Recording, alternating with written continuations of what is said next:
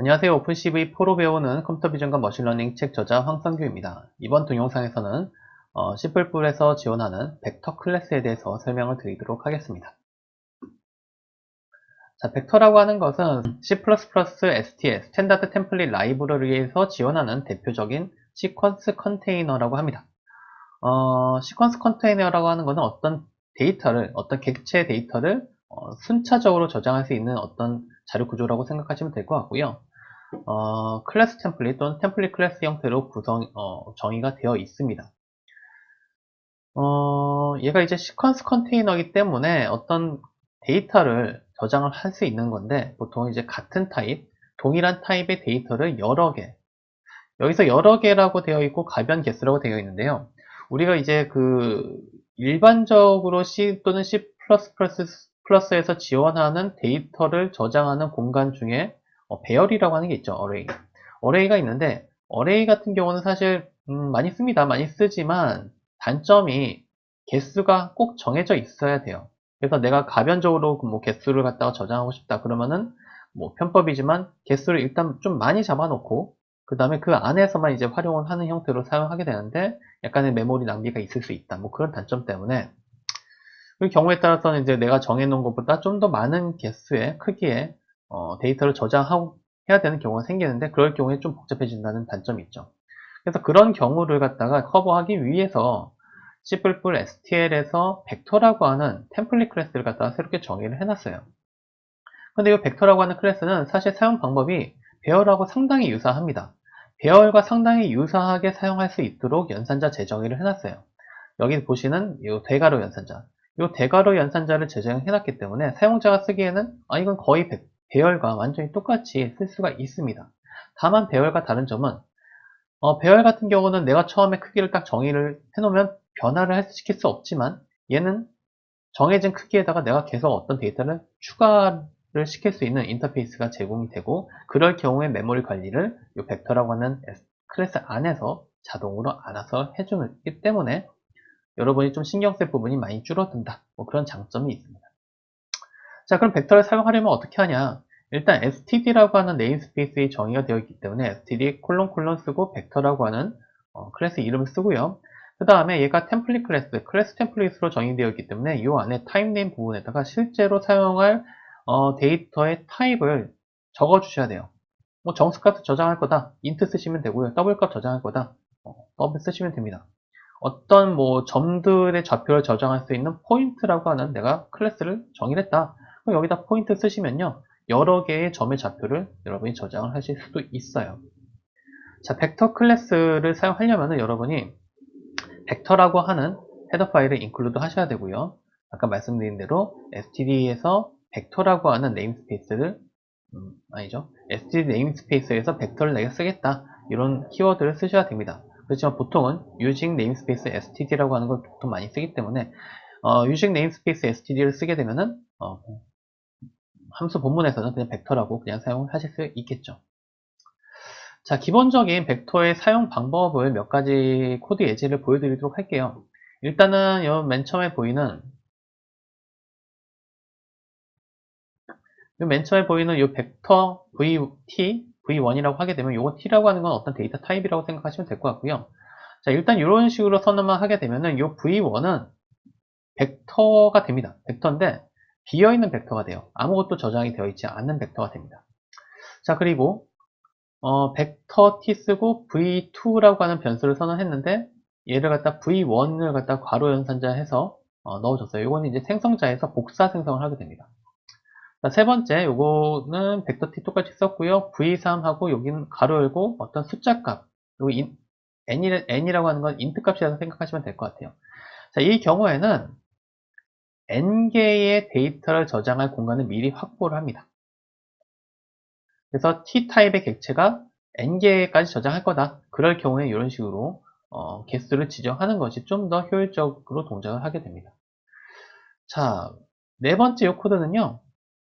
위에랑 코드가 비슷한데 이 VAL이라고 하는 밸류 값이 하나 더 들어갔죠. 이거 같은 경우는 T타입의 객체를 저장할 수 있는 공간을 n개를 미리 확보를 하고 각각의 n개를 VAL이라고 하는 값으로 초기화를 시키는 형태의 코드입니다.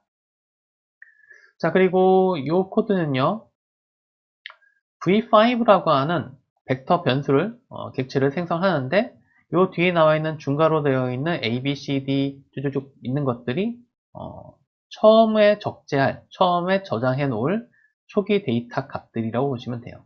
만약에 여기서 점점점 없고, v5 지정하는데 a, b, c까지만 썼다. 그러면 v5는 3개의 데이터가 저장되어 있는 어떤 컨테이너로 생성이 됩니다. 요 밑에 나와 있는 코드는요, 요 V5하고 V6는 차이점은 얘는 이제 등호가 있고 얘는 없다의 차이인데 요 두 개의 코드는 완전히 동일하게 인식됩니다. 요거가 좀 예전 방식이라 치면은 요게 좀 더 최신 방식이라고 생각하시면 될 것 같아요. 자, 요 코드가 이제 중요한 건데 요 위에서 설명드린 거는 벡터를 선언하고 생성할 때의 얘기고요. 요 밑에 있는 거는 그 벡터를 사용하는 방식을 코드 예제를 올려놨습니다.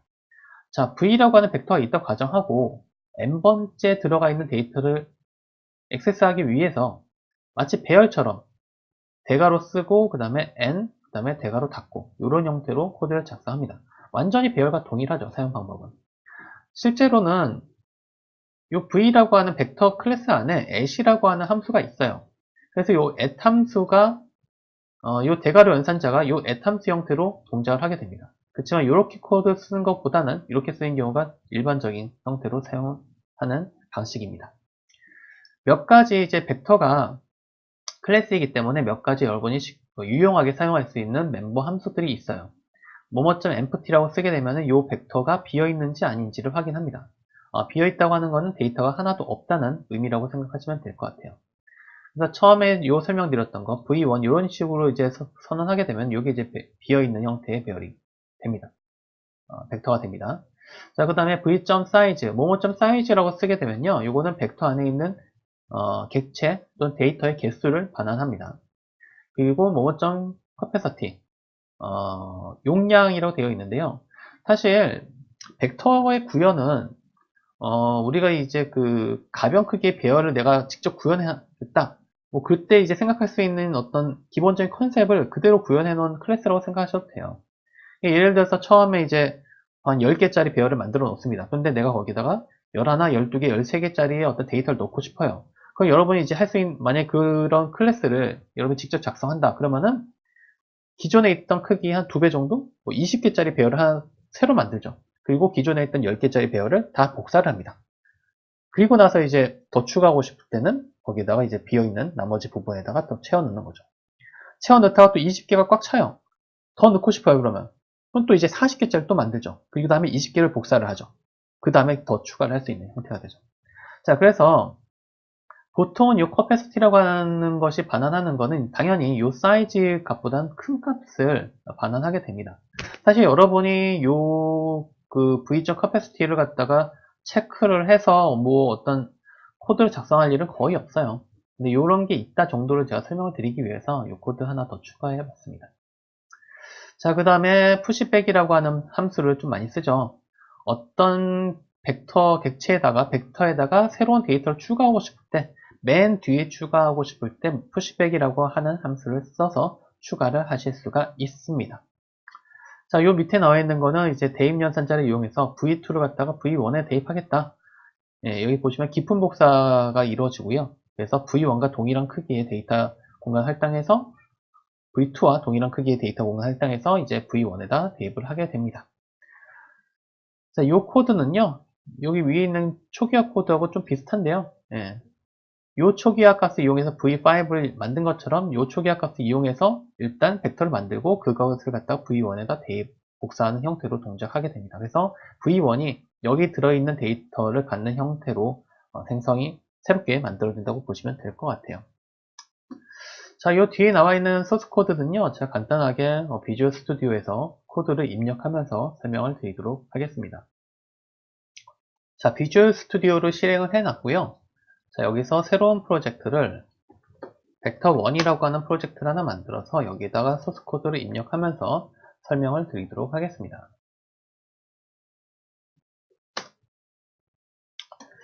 자, 일단 많이 사용하는 헤더 파일 몇 개 추가하고요. IO스트림 추가하고 벡터 쓸 거니까 벡터 를 추가하고요. int main. 여기다 이제 코드를 작성할게요. 자, 일단 벡터라고 하는 걸 쓰기 위해서 std 네임스페이스 쓰니까 std 벡터 뭐 int 값을 저장할 수 있는 a라고 하는 벡터를 선언했다고 가정하겠습니다. 자, 요거 계속 쓰기 귀찮으니까요. 요거는 제가 위에다가 using namespace std라고 쓸게요. 그리고 요거 std 은 지우겠습니다.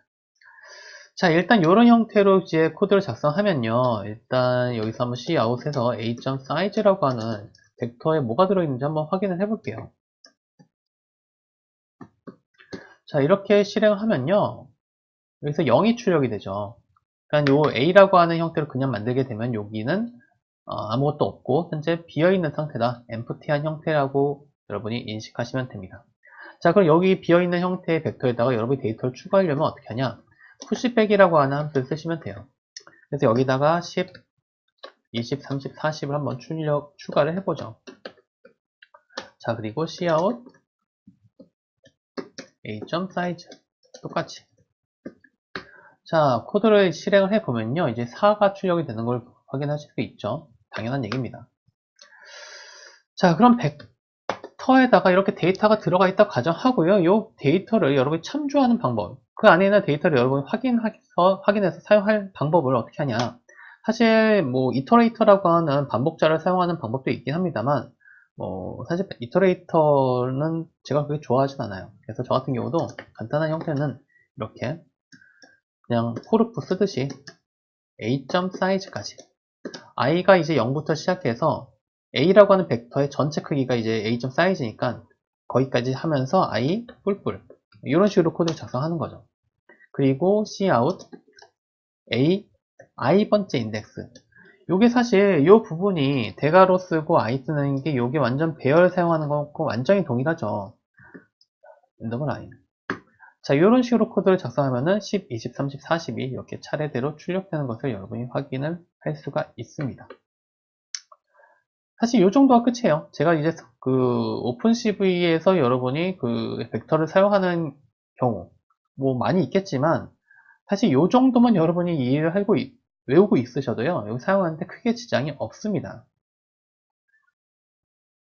자, 그럼 이번에는 int가 아니라 다른 데이터 타입, 예를 들어서 C++에서 STL에서 제공하는 스트링 타입을 추가하는 형태로 만들어 보는데 이번에는 자, B라고 하는 걸 만드는데요. 이번에는 초기화 리스트를 써서 예를 들어서 i라고 하는 문자열과 love라고 하는 문자열과 you, u라고 하는 문자열이 들어가 있는 이런 형태의 문자열로 초기화된 벡터 B를 선언하는 걸 설명을 드릴게요. 사실 여기서 이퀄런스 한자는 있어도 되고요, 없어도 됩니다. 이렇게 해도 동일한 형태로 인식이 됩니다. 자, 그러면은 얘도 마찬가지로 화면에 출력을 하고 싶다면 포문을 써서요. int i는 0부터 i가 이번에는 b를 쓸 거니까 b.size 그리고 i 뿔뿔 그 다음에 밑에 나와 있는 코드는 cout에다가 b의 i 번째 거 그 다음에 엔더블 라인 이렇게 코드를 cout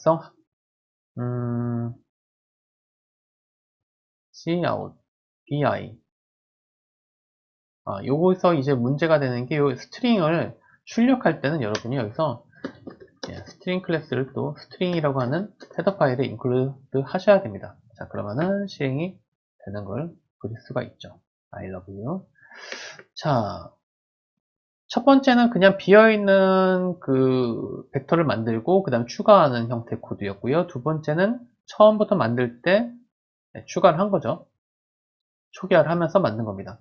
여기다가 여러분이 마찬가지로 b.pushback을 하실 수도 있어요. 여기다가 느낌표 3개, 뭐 4개 정도 붙여서 자, 이렇게 하고 실행을 해보면은 이번에는 I love you 느낌표까지 출력이 되는 걸 확인이 하실 수 있죠. 자, 이번에는 벡터 C를 갖다가 또 만드는데 이번 타입을 int로 하고요. 자, C를 만드는데요. 여기서 초기화를 하는데 다른 벡터를 가져와서 초기화를 하는 방법을 설명을 드릴게요. 자, 그런데 전체를 가져오는 게 아니라 일부분을 가져오는 형태로 하겠습니다. 예를 들어서 여기서 그 C라고 하는 벡터를 새롭게 만드는데 A를 그대로 복사하고 싶어요. 그럼 여기다 그냥 뭐 이렇게 쓰셔도 되겠죠. 또는 뭐 이렇게 쓰셔도 되겠죠. 근데 이게 아니라 A에서 앞에 3개만 내가 가져오고 싶다. 그때는 어떻게 하냐면은 선언하고 생성자 형태로 A.begin부터요. 그 다음에 A.begin에 더하기 3. 앞에 있는 3개만 가져오겠다. 사실 여기 begin이라고 하는 함수에 설명을 드리진 않았는데, 이게 이제 iterate하고 사용 방법이 약간 좀 아셔야죠.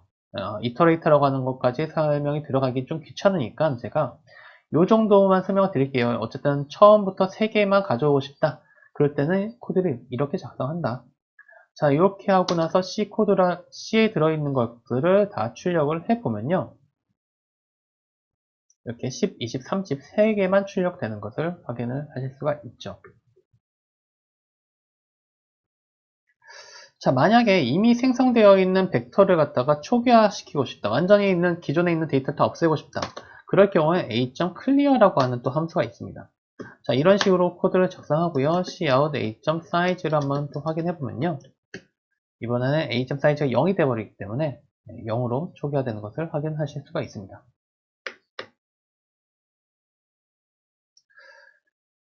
자, 벡터는 아까 그 설명을 드릴 때 여기서 이퀄 연산자를 이용해서 전체 데이터를 복사를 하실 수가 있어요. 그렇기 때문에 어떤 함수에서 어떤 벡터를 만들고 걔를 갖다가 리턴해주는 형태로 코드를 많이 작성하기도 합니다.